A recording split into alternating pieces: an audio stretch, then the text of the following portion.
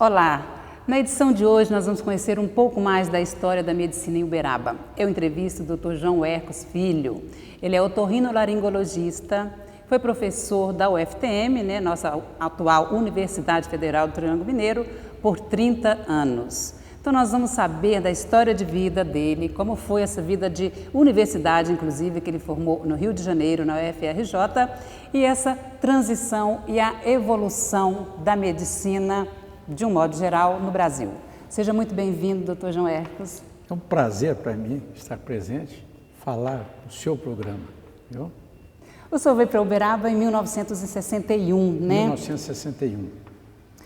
E como é que foi essa instalação aqui em Uberaba? Porque o senhor formou lá no Rio de Janeiro, que o senhor já tinha me dito, inclusive a UFRJ era lá na Praia Vermelha, né?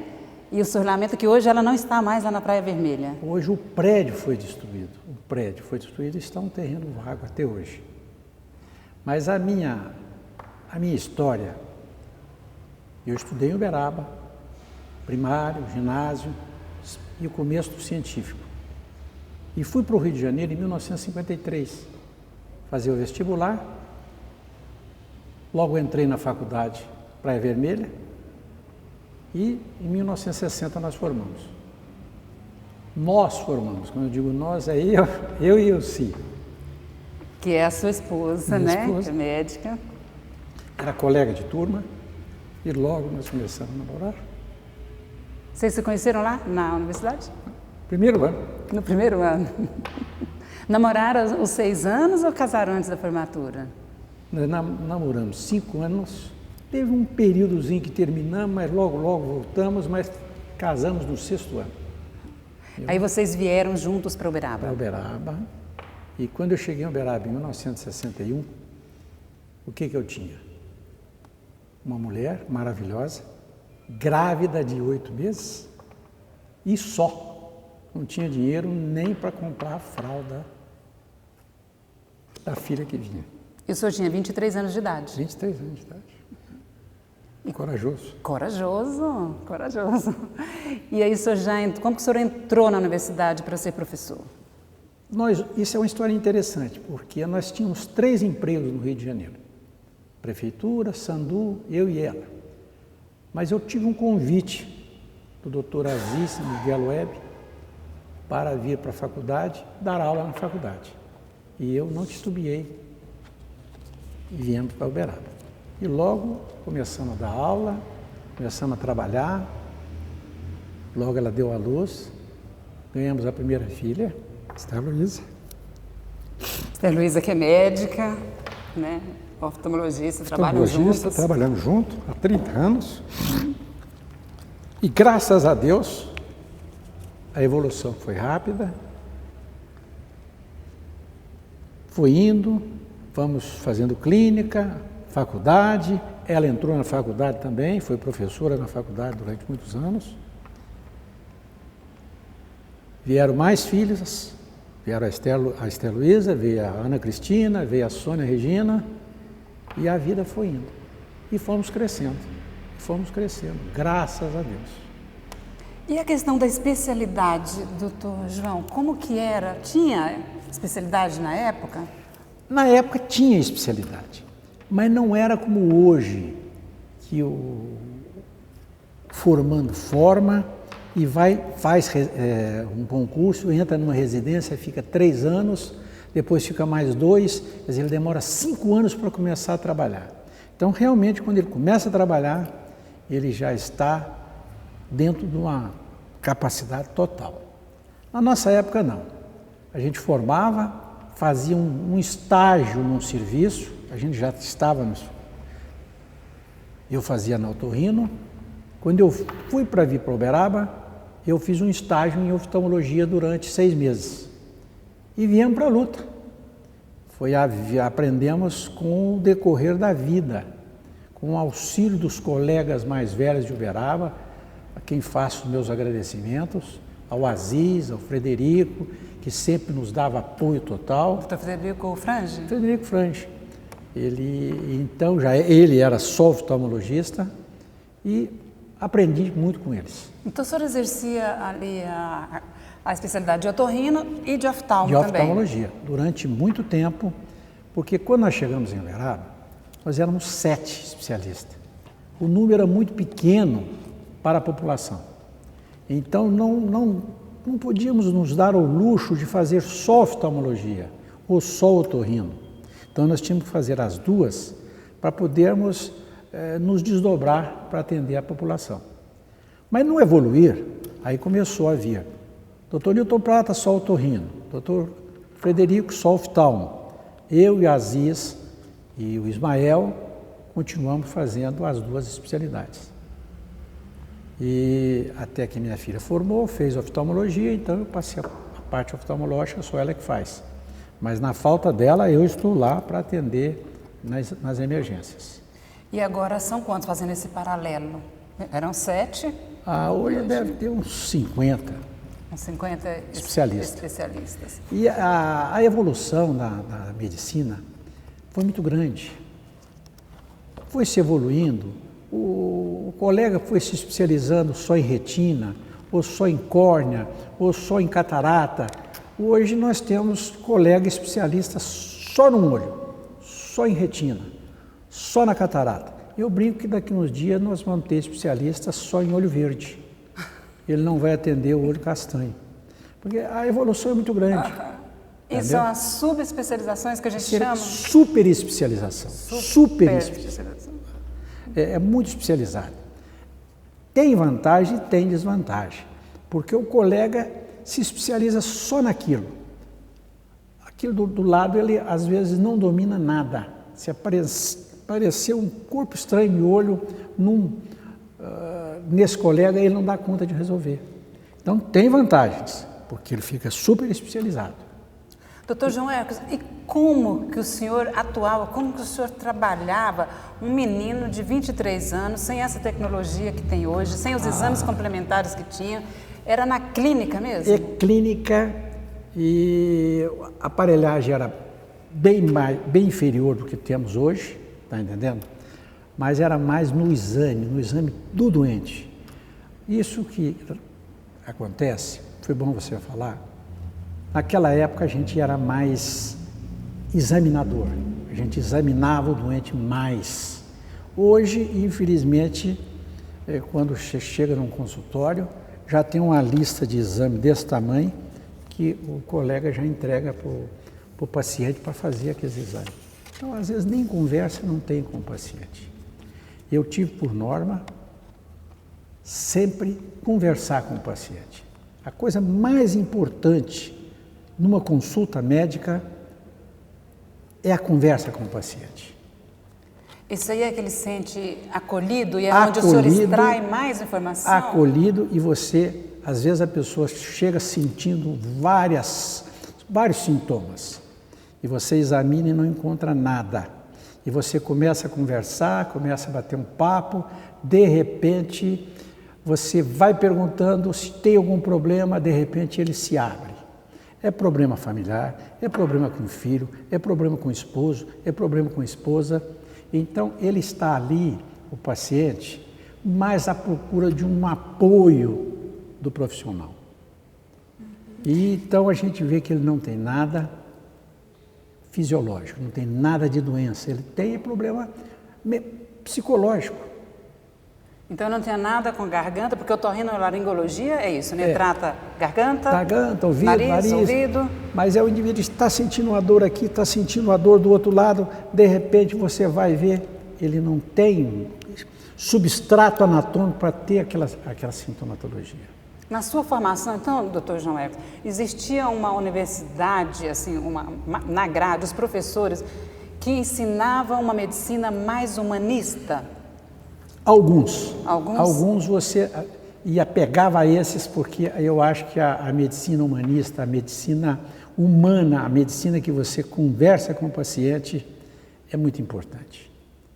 E eu faço hoje um conselho para todos os profissionais que estão formando agora, que conversem com seus pacientes. Conversem, tratem bem, porque tudo aquilo que você fala no consultório para o paciente, daqui 30 anos, daqui 40 anos, ele lembra o que você falou. Eu estou cansado de encontrar com pessoas que falam, doutor, quando eu consultei com o senhor há 30 anos atrás, o senhor me falou isso. Quer dizer, se você tratou bem o seu paciente, se você deu atenção ao seu paciente, ele vai guardar. Mas se você também não deu atenção, ele vai guardar também. E você não deu atenção para ele. O senhor viveu 3 tempos, né? 3 décadas dentro da universidade. Como é que foi nesse período? O senhor entrou e depois o senhor se aposentou no ano 2000? 30 anos depois. Mas a faculdade é interessante. Quando nós começamos a dar aula na faculdade, as aulas eram aqui, onde era a cadeia antiga, nessa faculdade nova em frente ao mercado. Não existia hospital escola, existia a Santa Casa. Nós atendíamos na Santa Casa. Só daí tantos anos é que o hospital escola foi pronto. Então, nós passamos um período ali na parte de baixo da faculdade e na Santa Casa. Foi onde eu passei a minha vida quase toda. E foi um período maravilhoso. E dentro desse mundo aí acadêmico, esse mundo científico, deve ter tido muitas histórias, inclusive pitorescas, né? E dramáticas também. Tem Mas história, quero que o senhor comente primeiro as pitorescas. Tem histórias tristes, pitorescas. Tem uma história que eu tinha 24 anos, nós estávamos na Beneficência Portuguesa, esperando para operar uma cirurgia, uma amígdala. E estava lá o Guerra, doutor Guerra, tomando café conosco lá embaixo. De repente, desce a enfermeira da sala de cirurgia, dizendo, doutores, correm lá que o doutor que está operando está passando mal. Quando nós corremos, quando nós chegamos lá, o doutor Vandir era o anestesista, o Vandir Ferreira. Vandir Ferreira.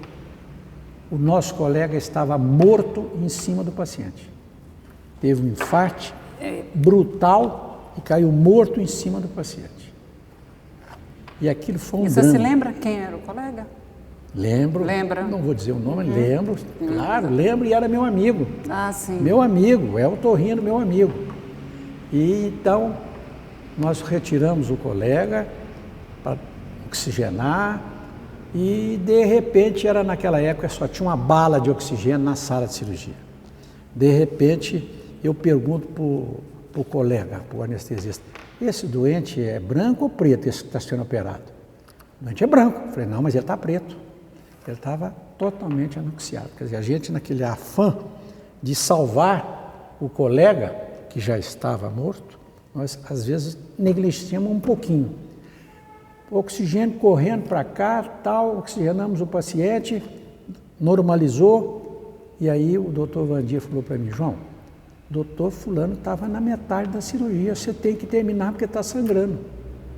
Agora vocês imaginam, um menino de 24 anos que eu tinha, tendo que operar o paciente e o outro colega morto do canto. Era muito estresse. Foi estresse, né? foi muito estresse. Muito estresse emocional. Mas graças a Deus terminamos a cirurgia e tudo correu bem. O drama foi depois avisar a família, chamar a senhora do colega que o marido estava passando mal. Foi um drama muito grande. Esse é um drama que nos marcou para a vida inteira. Viu? Foi terrível. E também alguma história assim que mais leve, engraçada, que aconteceu aí nesse percurso? Tem também? Você se recorda? Tem fatos, são 2 fatos também me marcou e os colegas que presenciaram até hoje, eles se lembram, quando encontram comigo, falam assim, ô João, você lembra aquele caso? Eu estava no meu consultório, ali atrás da catedral, ali na Domingos Paraíso. Aqui no centro, né? No centro. E também era novo, eu era menino, eu tinha uns 25 anos. Não tinha uma aparelhagem completa, porque a gente não tinha condição e não tinha aparelhagem para comprar.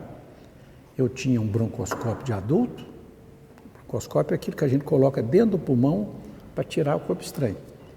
E um telefonema da casa da criança, dizendo, doutor, tem um menino aqui com um corpo estranho.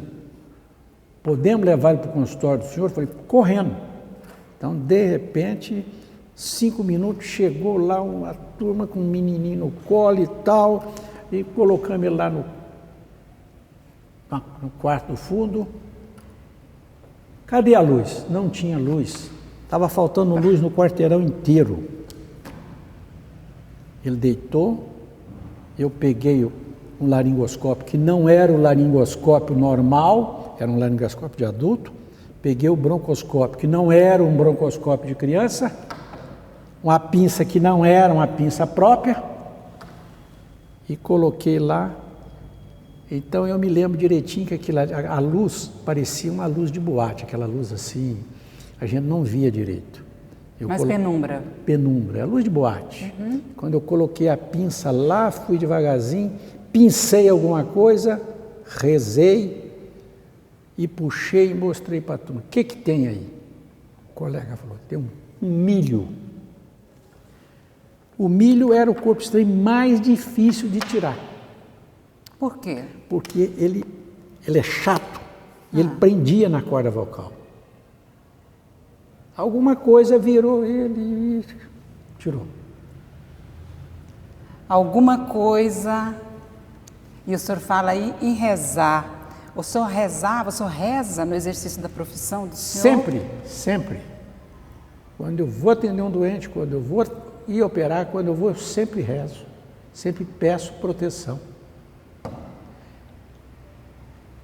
E mais algum caso ali? Espera aí, não terminou. Ah. E o menininho começou assim, ainda estava preto e oxigênio. Eu não tinha oxigênio. Só tinha oxigênio no Butantã. Que era a clínica Butantã, que era na Tristão de Castro. Tristão de Castro. E fomos correndo para lá, chegamos lá, não tinha luz. Lá, o doutor Silvio Prata tinha um tubo de oxigênio, porque ele era cardiologista. E aquilo, nos troncos e barrancos, nós chegamos lá, colocamos o paciente, oxigenamos o paciente, oxigenamos o paciente. Sim, meia hora a criança estava chorando, toda alegria. E essa criança cresceu, formou, hoje deve ser um dentista aí, eu nunca mais vi, nem sei quem era, porque não era um paciente, não era um cliente, era um paciente que veio. Um atendimento de urgência. Mas quem lembrou depois foram os 3 estudantes, sempre encontrava comigo, do João, você lembra aquele dia?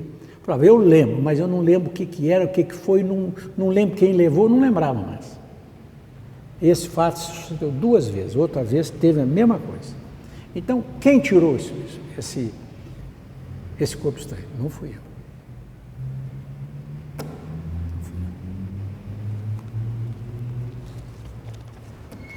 Bom, ali teve muita história ali nessa Esses 2 clínica, casos, né? Foram terríveis. Terríveis e gratificantes. Que quando o senhor revive isso... Eu fico emocionado. E é de emocionar, né?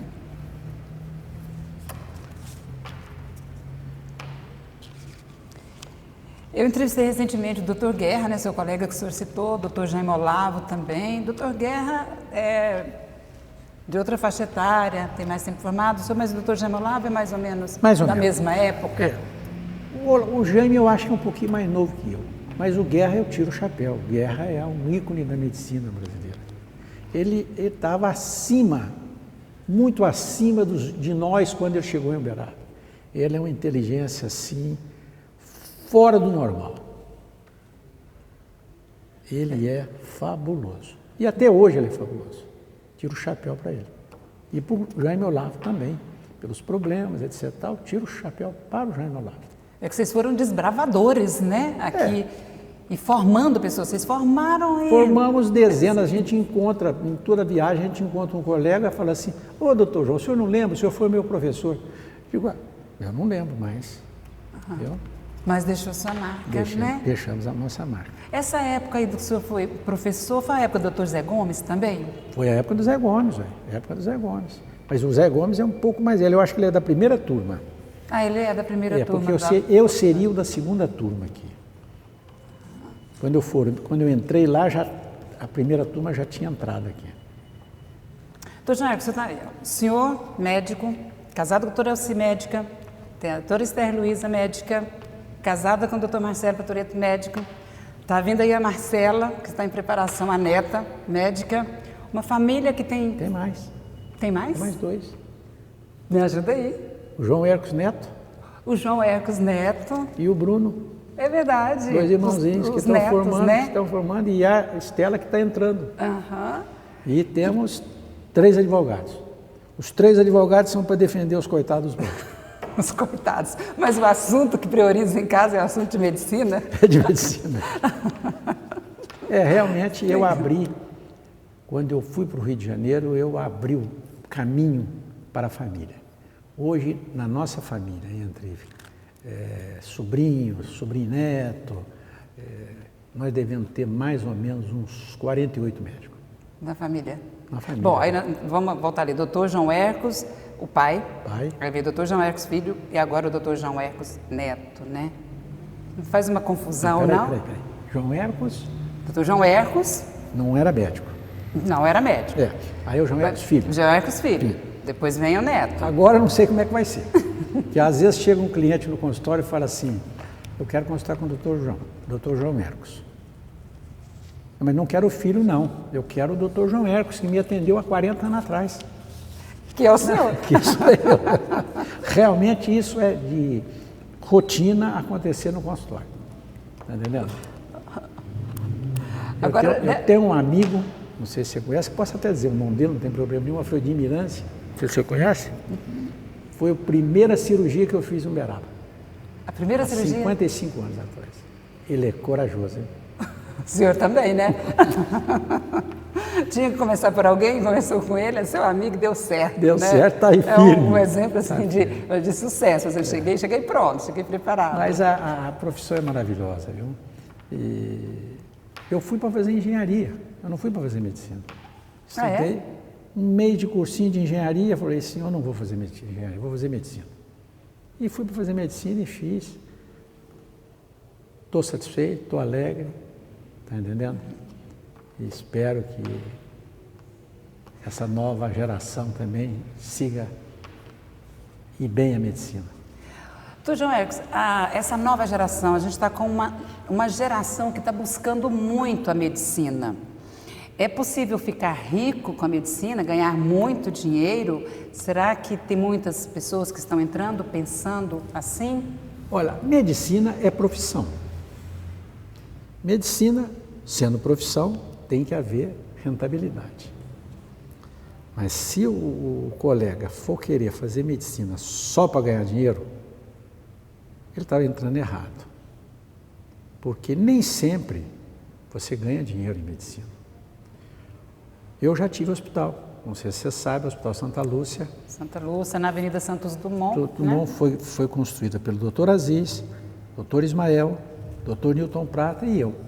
Foi uma época de uma guinada na medicina especializada em Uberaba. Nós dotamos Uberaba de um hospital de alto padrão. E hoje está lá o hospital, cada vez melhor, com o Jorge e com o Marcelo, a turma toda, brilhando. E com os filhos. Até foi seu aluno, né? Marcelo. Foi todos meus Marcelo alunos. Todos meus alunos. E então, o hospital hoje, como empresa, é zero. É zero. Antigamente, se operava uma catarata, ficava 7 dias internado, imóvel. Hoje, se opera uma catarata, ele fica 1 hora. Isso é em função da tecnologia? Lógico, em função da tecnologia. Eu participei na evolução da cirurgia de catarata, desde a coisa mais simples, agora a coisa mais complicada. Antigamente, você abria o olho 180 graus. Você tirava o cristalino todinho. Entendeu? Começou com tirar com pinça, com ventosa, com crio. Crio é gelo.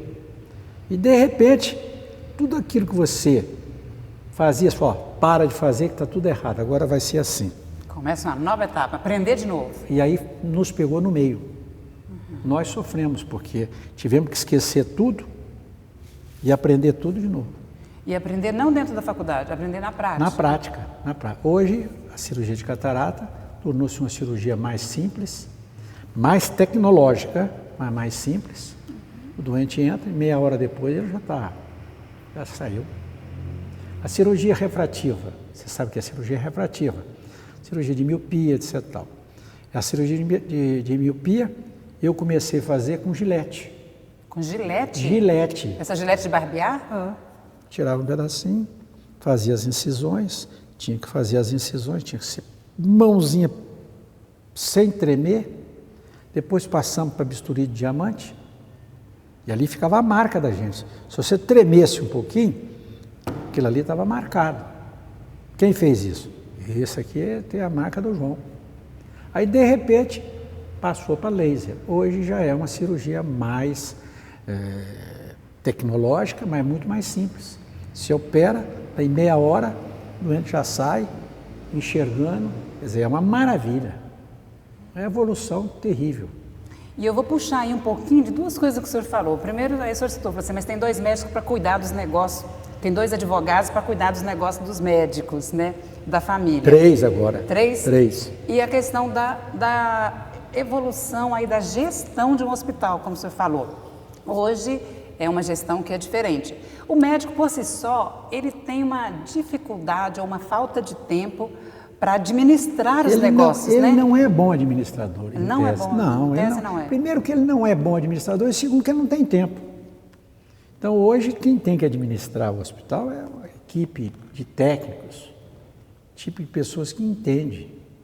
Por isso é que você vê que quantos hospitais fecharam no Uberaba, que era de médico, foi fechando. Nós somos péssimos negociantes. Agora, a medicina, você falou, realmente a medicina é igual no futebol. Uma meia dúzia ganha milhões e a maioria trabalha muito. Tem muitos empregos, né? Que falam até tem subemprego para poder sobreviver. A medicina tem disso. Agora existe os inteligentes que além de ser bons profissionais são inteligentes, sabem trabalhar com o marketing, então ganha fortuna. Tudo bem. Então todo mundo fala em hospital, pensa no Einstein, pensa lá no Hospital do Coração, que é tudo daquele jeito. Não, não é tudo daquele jeito. Hoje a medicina, com o SUS, você sabe, você deve estar por dentro, sabe quanto que é que paga o SUS para uma diária, com alimentação. Então não tem condição de ficar rico, não tem. Viu? Doutor João, o senhor sempre estabeleceu uma amizade muito forte com os alunos, com os colegas, porque eu sei de muitas histórias que sempre tinha as reuniões festivas no seu sítio, que é o sítio da amizade, né? Que é um local de momentos bonitos, já teve grandes reuniões de colegas, de alunos, colegas da Esther Luiza. Então, realmente... o nome da amizade mesmo, né? Da amizade. Da comunhão da amizade. Continua até hoje, porque agora são os netos que levam os colegas para lá, né? Dos colegas do senhor aí que atuaram, o senhor ainda se encontra, eles estão em Uberaba, vocês se falam do início da carreira? Do início da carreira? Uhum. É interessante, hoje, porque quando a gente operava, a gente ia para os hospitais, a gente tinha mais contato com os colegas. Hoje a gente vai para o consultório, volta do consultório, a gente tem menos contato. Mas a gente encontra com colegas da velha guarda, que os colegas mais antigos, e infelizmente vários foram ficando pelo caminho, entendeu? Eu acho que eu tenho mais colega morto do que vivo, daqueles amigos antigos da gente. A gente fica triste. Mas é a realidade da vida, quer dizer, a gente vai evoluindo. Entendeu? Uma das grandes paixões do senhor, bom, está bem revelado que é a medicina, doutor Elci. E o senhor tem outra que é viajar. A Elci é minha musa, minha artista predileta. Que ela é artista, ela pinta, né? Ela pinta muito bem e ela é minha artista predileta. Ela é uma mulher, sem ela eu não sei o que seria da minha vida, viu? Todo dia eu converso lá com o Papai do Céu e agradeço. Eu não estou pedindo mais nada, eu só agradeço pela família que me deu, pelas filhas maravilhosas, as 3, pelos netos, pelos genros e pela mulher maravilhosa. E peço proteção para eles, porque precisa. E gosto de viajar também. Uhum. E não passo um ano sem fazer uma viagem ou 2. Ela renova, aproxima. É assim que o senhor vê a viagem? Como um lazer? Interessante. Cada viagem, eu não sei se é porque eu sou muito extrovertido, não tem uma viagem que eu não faça uma grande amizade. Uma grande amizade que continua posteriormente. O senhor mantém o contato com as pessoas? Mantenho contato, não digo com todos, mas não tem uma viagem que eu não mantenha contato com companheiros das viagens. Viu? É muito bom mesmo. É muito bom e o senhor repassou esse gosto aí também, né, para a família inteira, né? Repassei não, porque ele dobrou, parece que o negócio aumentou. Esther Luiz é um... Doutor João, além da medicina, o senhor também teve uma militância partidária, esteve na política, o senhor ainda está em algum partido político? Não. Eu sempre participei da política. Desde a época do Luiz Neto, sempre participando da política. Fui candidato a vice com uma pessoa maravilhosa, que era o João Junqueira, não sei se você lembra dele. Me lembro, doutor João Junqueira, médico. É, o construtor do Hospital Escola. Mas só que nós fomos candidato na hora errada, no momento errado. Perdemos. Não sei se perdemos ou ganhamos. Não sei se perdemos ou ganhamos. Talvez tenhamos ganhado. Mas a gente continua ainda na militância, assim, a gente sempre é atuante. Eu nunca fico em cima do muro. Eu sempre dou minhas opiniões, etc. Viu? E dentro dessas opiniões aí, que tem a ver com política, tem o Programa Federal dos Mais Médicos, né? Dessa vinda, dessa chegada dos médicos cubanos para trabalhar no Brasil. O que o senhor pensa disso? O que o senhor analisa isso aí? Eu analiso da seguinte maneira. Aquilo foi... Posso dar minha opinião sincera? A sua opinião sincera. Pra eu acho que aquele Mais Médicos não foi que foi um golpe político, uma coisa política, para agradar, porque realmente o Brasil é um país continental e existe carência médica em todo lugar. Mas por que existe carência médica? Existe a carência médica e não existe o plano de carreira. Faça-se um plano de carreira que o colega ou o profissional que está formando agora, ele vai para qualquer lugar, mas ele sabe que ele vai ficar lá 5 anos, 10 anos, mas ele vem para cá e ele está na carreira. Como em toda profissão tem o plano de carreira. Foi provado que o que falta no Brasil é gestão, é administração da saúde. Nós não temos falta de médico no Rio, nem em São Paulo, e você está vendo como é que estão os prontos-socorros lá, como é que estão. Está no chão, quer dizer, não é falta de profissional, é falta de gestão, ou falta de dinheiro, ou sei lá o quê. Doutor João Hércules, você acha que a categoria médica, ela também se mobiliza pouco para reivindicar? Porque ela vai cuidar do paciente, ela vai cuidar do atendimento? Ela não é uma profissão de atuação sindicalista, ela não é. Então, ela não tem. E outra coisa, eu vou dizer para você, médico e educação, o governo não incomoda muito, porque pode fazer greve que eles acham bom. E eu explico por quê. Por quê?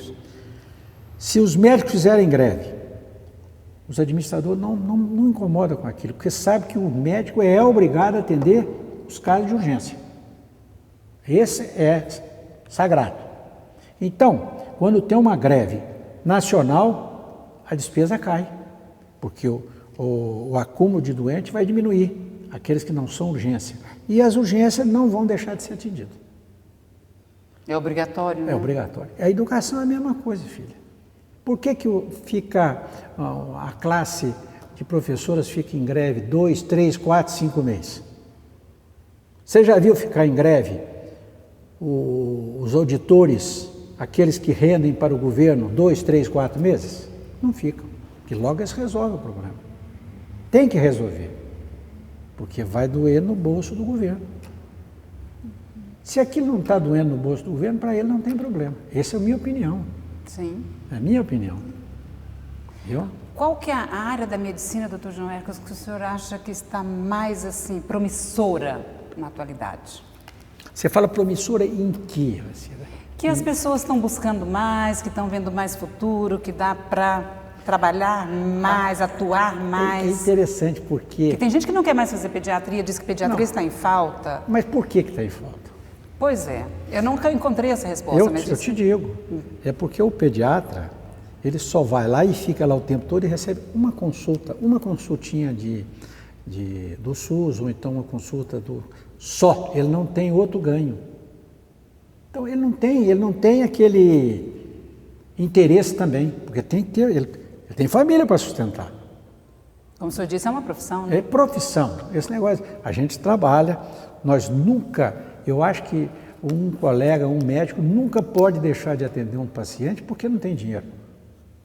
Mas nós não podemos atender todos de graça, porque senão quando chegar em casa, como é que fica?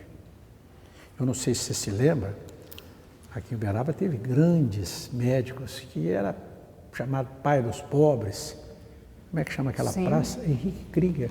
Você conheceu o Henrique Krieger? Não, só de nome. Doutor José Humberto. Não, mas o José Humberto era rico, o Henrique Krieger era pobre.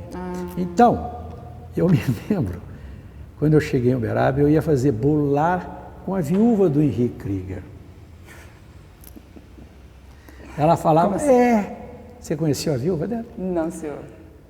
Ela falava, o meu marido era um pai dos pobres, mas eu tenho que fazer bolo porque senão eu não vivo.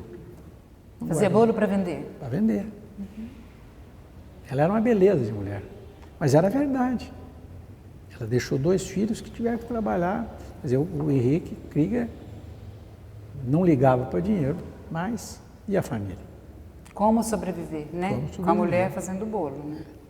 E nesse aí entra, por exemplo, posso lembrar aqui o Dr. Gamaniel? Ele é o pediatra? O Gamaniel, cadê ele? Hein? Peraí, você está falando do Gamaniel. Ele está ainda atendendo, dando plantão, mas ele, assim, de uma dedicação também, né? O Guerra não era para estar dando plantão, fazendo... eu não sei se faz por gosto, porque ele gosta também, né? Ele faz aquilo por gosto do PSF, etc. Tal, aquilo é um espetáculo. Mas existem profissionais que se doaram muito. Eu acho que a gente tem que doar normal e tem que ter nosso rendimento para poder sustentar a família nossa. O que o senhor imagina da medicina daqui a uns 10 anos? O senhor já parou para pensar nisso? Assim, dentro Olha, do senhor, a medicina... O senhor é um estudioso, Você me perguntou sobre carreira que está melhor. Sim. Quando nós começamos, a dermatologia só fazia uma meia dúzia, uns 3 ou 4, porque o dermatologista é aquele que tratava da doença, que pecava na massa, naqueles tumores, naqueles leonino, etc. e tal. Eu conheço vários ainda. Mas, de repente, começou a ter uma dermatologia diferente, uma dermatologia estética. A dermatologia estética é aquela que mexe com a beleza da mulher. Essa que dá dinheiro. A dermatologia estética é uma coisa do futuro, quer dizer, tudo que vai a vaidade feminina, vaidade masculina, porque a masculina também está firme, e aquilo então vai melhorando, não tem dúvida. Agora a medicina está evoluindo de uma maneira violenta, filha. Eu não sei até que ponto que vai a evolução da medicina. Não só a evolução da medicina, como a evolução dos materiais. Entendeu? Dentro da minha especialidade, a evolução foi muito grande. Você não consegue acompanhar a evolução. O senhor continua, permanece com sua clínica, com seu consultório, permanece trabalhando? Permanente, todo dia, há 55 anos, eu nunca deixei de ir no consultório, a não ser quando eu estou viajando. Que é férias, né? Mas eu adoro atender, eu sinto falta de atender, eu sinto falta do meu cliente. E aqui, então, eu vou dar um conselho para os colegas mais novos, esses que estão formando, é aquilo que eu canso de falar para os meus netos. Meu filho, trate bem o seu cliente, porque você pode não curar o seu paciente, nem sempre a gente cura, mas se você tratá-lo bem, você tem um amigo ali, ele sai só pensando bem de você, ele fica grato para você. Isso eu vejo agora, depois de 55 anos, quando a gente encontra com pacientes antigos, agradecendo o que eu falei para ele, e eles lembram o que a gente fala, então, as coisas boas e as coisas ruins. Então, não seja daqueles colegas que nem olham para o paciente, porque eu sei que tem o doente chega, ele baixa a cabeça, ele não quer nem ver a cara do paciente, quer dizer, ele pode ser uma sumidade, mas ele não tem empatia nenhuma com o paciente. E o doente não teve empatia nenhuma com ele. Esse doente talvez saia e nem toma o remédio que ele receitou. Doutor João Hércules, o senhor está trazendo, então, com a experiência do senhor, o senhor está desmistificando uma máxima de que hoje o ser humano está muito carente e que absorve muito o médico. Não. Nesses seus 55 anos de profissão, o paciente ele sempre quer, como ser humano, um pouco mais de atenção além do medicamento. É lógico, ele quer atenção, principalmente na atenção e a medicação. A coisa que mais me dá prazer, é quando chega um doente no meu consultório e eu vejo ele cabisbaixo e vejo que ele está pensando que ele está com um tumor. Doutor, eu estou com uma coisa aqui na garganta, eu estou preocupado, doutor. Eu sei, examine. Você não tem nada, filho. É a mesma coisa que você tirar uma tonelada da cabeça desse paciente. Ele sai alegre. Aí você vai ver um parente dele, um amigo dele, morreu com câncer da garganta. Quando você fala que ele não tem nada, ele sai alegre, ele sai, parece que voando. Viu? Eu posso contar uma história? Claro. Dá para contar? Dá para contar. Essa é fabulosa. Eu estava no meu consultório e me chega um cliente. Um menino de 23 anos. Olhei na garganta dele, então, uma úlcera grandona, típico de um câncer. Estudava veterinária ou agrimensura, uma coisa dessa. Falei, olha, chamei a mãe, ele está com tumor, eu simplesmente servi de repassar o paciente, porque não é a minha especialidade. Repassei para o Marinho, um colega. Ele foi, tirou, fez a biópsia, tumor. 23 anos, menino. Muito bem. O doente sumiu. Aí uns 2 meses, 3 meses, o doente me apareceu. Foi feita uma cirurgia nele. Eles retiraram toda a língua do paciente. Toda a língua, hein? Pegaram a pele e fizeram um implante para fazer a base como se fosse a língua. Aí uns 3 meses me apareceu conversando. Ele aprendeu a conversar por voz esofagina. Eu olhei a base da língua ali, cheia de cabelinho. Era pele. Falei, mas como é que você faz? Eu falei, não, doutor, eu faço a barba daí. Como assim? Ele raspava, ele fazia a barba da base da língua. Eu sei que em 5 meses ele formou, ele falava, ele conversava, ele trabalhava e de vez em quando ia um cliente lá e falava, doutor, eu sou irmão daquele, eu sou primo daquele da língua, quer dizer. E o rapaz ficou perfeito. Essa é a coisa que mais eu fiquei satisfeito por ter sido o diagnóstico A partir ele ficou bom. E é graças à medicina nossa daqui, porque foram os colegas daqui de Uberaba, os colegas oncologistas que operaram, fizeram o transplante, fizeram a base da língua e ele está perfeito até hoje. Estou encerrando a entrevista aqui com o Dr. João Hércules, falando sobre medicina, com assuntos extremamente emocionantes. São registros que realmente merecem ser vistos e eu quero agradecer imensamente a presença do senhor aqui, viu, doutor João Hércules? A honra foi minha, viu? Tá? Muito obrigado. Muito obrigada por sua companhia e até breve.